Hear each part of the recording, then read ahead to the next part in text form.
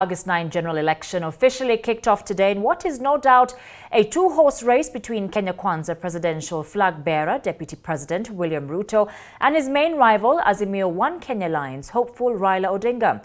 Ruto, taking his first stab at the presidency, is campaigning on a platform to lift the poor or hustlers and fix the economy through his bottom-up economic model. While Odinga, on his fifth attempt, has pledged to fight corruption, revive the economy, and include the marginalized in government. Apollo Kamau has that report. President Uhuru Kenyatta's 2022 succession has officially kicked off, with Sunday marking the start of the August 9 official campaigns, according to the IEBC election calendar, putting the Commission Chair Wafula Chebukati firmly in control of campaign activities 70 days to the general election. Official campaign period from 29th of May until the 7th of August, 48 hours before the election date. If anybody has breached the election law, then as I mentioned earlier, these individuals then should be prosecuted before the DPP. Kenya Kwanza presidential flag bearer, Deputy President William Ruto, and Azimio One Kenya Alliance flag bearer Raila Odinga have turned the contest into a two-horse race, with Odinga taking his fifth stab at the presidency, while Ruto his first.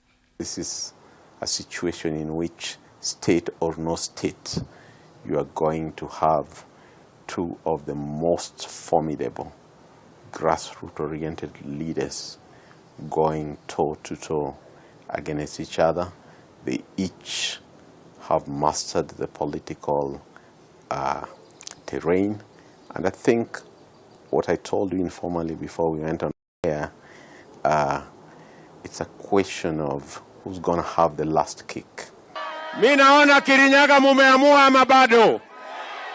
The Deputy President, calling himself the chief hustler, has labeled Odinga as a state project after his endorsement by President Uhuru Kenyatta. President Kenyatta is yet to hit the ground running to campaign for Odinga, with close allies saying he could do so possibly between June and July. You can say Azimio looks like once it takes off, it's gonna race to the tip, but you can't rule out Kenya Kwanza Alliance putting on a formidable race. According to analysts, not much is expected to change as far as campaign messaging to voters is concerned. Ruto, who kicked off his campaigns after the 2017 general election, acquired the tag Tanga Tanga from President Uhuru Kenyatta, is campaigning on the bottom-up economic model meant to uplift the lowest in the country's economic cadre. That today,